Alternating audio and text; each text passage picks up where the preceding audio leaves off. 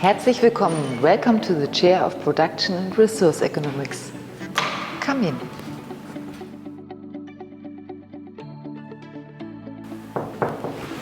Hello. Welcome to my office. Yeah, I'm Johannes Sauer, Professor for Production and Resource Economics here at the Technical University of Munich.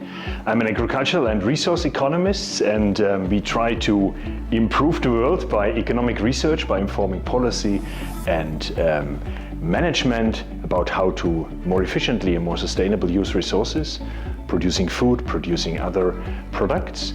We're very much interested into innovation and also technological progress, and we're very much concerned with improving policy. So our results of our research should help to improve policy.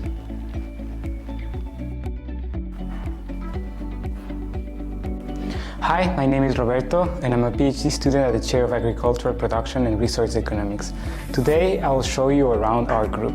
Roberto would like to hear a little bit more about Ritats Nexus, so I brought him here so he can see the poster and explain with a little bit more details what we're doing. Great, sure, let's show him. Great, so Roberto, as you can see, we have five main objectives regarding your question on what we are doing. So the first one focuses on how we can monitor water governance. Then we'd go a little bit deeper on different disciplines. The first one has to do what could be the economic tools that can help us with that. Then we focus a bit more on stakeholders, so we consider the society aspect of water governance. And then towards the end of the project, we try to ensure how we can upscale what we design throughout the duration of the project. So we have 6 different case studies across Europe, so in different contexts, and we are working on these objectives across the 6 case studies. Not least, what is the expected impact of the project? So Ritats Nexus targets pretty much to promote climate smart and Nexus smart water governance schemes and settings, and make all these schemes and settings replicable and upscalable throughout Europe in order to ensure water security under climate change in the European Union. What do you really expect getting from this project? We ultimately want to find out is how to encourage participation of farmers in such business models, and how to improve also acceptance from society's perspective. So what can be done to make these business models most successful for all sides. And also we want to follow a co-development approach that results in improved business models that somehow increase the acceptance on both sides. But what does this co-development mean? Yeah, so the idea is that we not only work as a university, but we also work together with a variety of stakeholders to incorporate their views and to incorporate all important views and to come to a good solution. It's an international consortium, mainly with university partners. So it's led by Wavecont, which is a Spanish research consultancy agency, I'd say. And then we have a wide variety, so we have partners in Italy, in Denmark, in Netherlands, Estonia, Latvia, and Bulgaria, among others.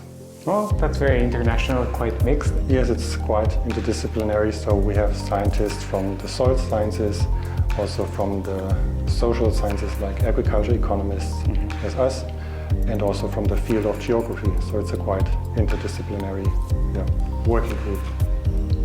That sounds very good for a project. So thank you very much, Fabian. I don't want to take more from your time. Thanks a lot, Roberto. Nice to see you again. Thank you. So follow me to our next project. So tell us about your work. So I work at a EU project called IPM Pupilia, and the name stands for Integrated Pest Management of the Japanese Beetle. Wow, the Japanese beetle. What is the Japanese beetle? So the Japanese beetle is an invasive insect, meaning that it's not naturally occurring in Europe, but it has been introduced, and it was found for the first time in Italy in the year 2014. So, and the reason why we study this beetle is because it's potentially a major threat to European agriculture, because it can feed on 300 crops, and also these crops contain economically important crops such as maize or soy. And at the moment, the beetle especially feeds on vines, so vineyards are especially targeted at the moment. So we focus also on vine growers when we do our studies. And what do you want to find out with the research?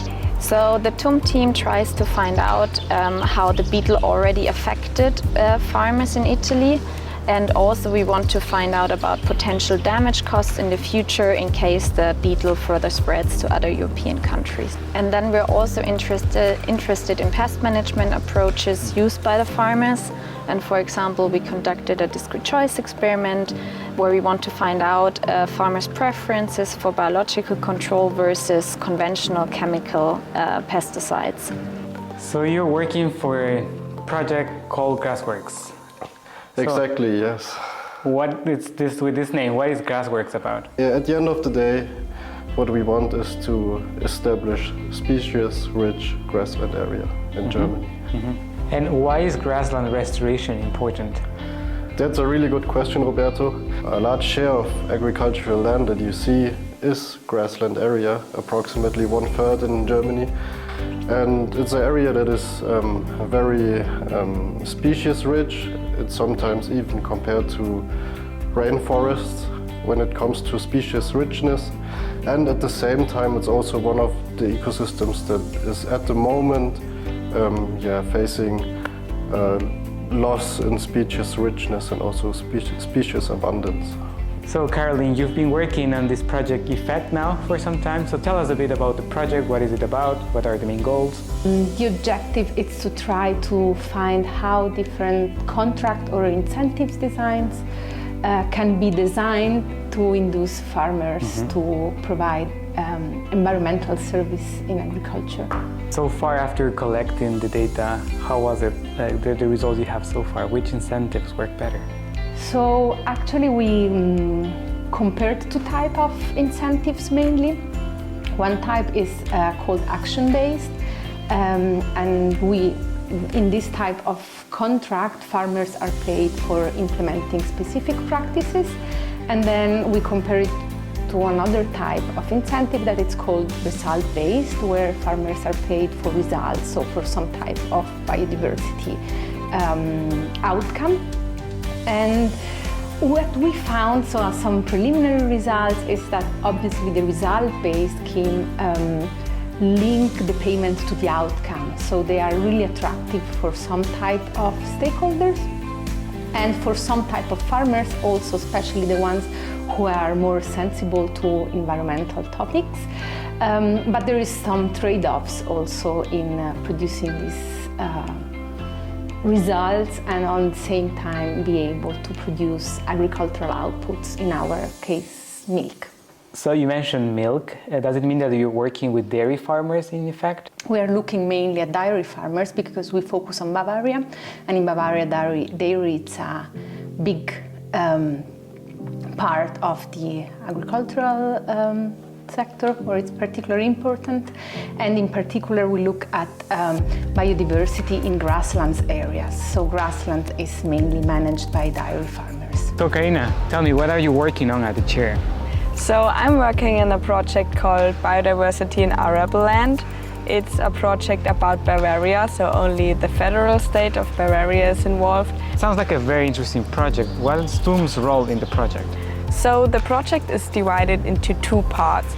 The first part is done by a nature conservation association, and they try different measures to improve farmland biodiversity, for example like flowering stripes or fallow land. So they try different seed mixtures to see how this affects biodiversity. And the second part is the part that we are doing. So it's about how you can design or adapt the agri-environmental schemes so they better fit to the farmers' needs. So first of all, we calculate the opportunity costs of the farmers to see how much money they need. For example, if they do something for biodiversity instead of cultivating their normal products on their land. The second part is then to think about how we could redesign these agri-environmental schemes. So to get new ideas, We do interviews not only with farmers but also with other experts like in research or people from associations that are involved into biodiversity in farmland. And the last part of it will be that we do a survey with Bavarian farmers, and we want them to rate the design ideas that we had to figure out what the best idea is and how we could most efficiently redesign these agri-environmental schemes to improve biodiversity.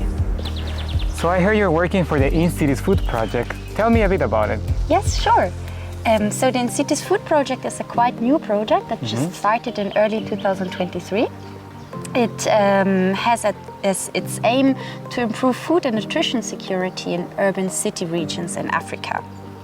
And it thereby tries to contribute to circularity and to reduce the environmental footprint that is related with food systems. And finally, it tries to empower communities that are otherwise marginalized and puts a special focus on vulnerable groups. So Nora, you mentioned food and nutrition security. So how is the project planning to improve it? So the project will co-create practices and business models and technologies that comprise, for example, broiler sub-farming, you also call it hydroponics, recirculating agriculture systems, and also insect farming. And these technologies have been proven to be particularly suitable for the African context because they do not require a lot of land, well, or water. Thank you very much for following us and I hope you enjoyed it. Bye! Okay, brilliant. I hope you had a very informative insight in our team and the projects, the work we do. If you require more information, please feel free to contact us anytime. Check out our homepage, write us a mail. We're happy to get in contact with you. Thanks so much.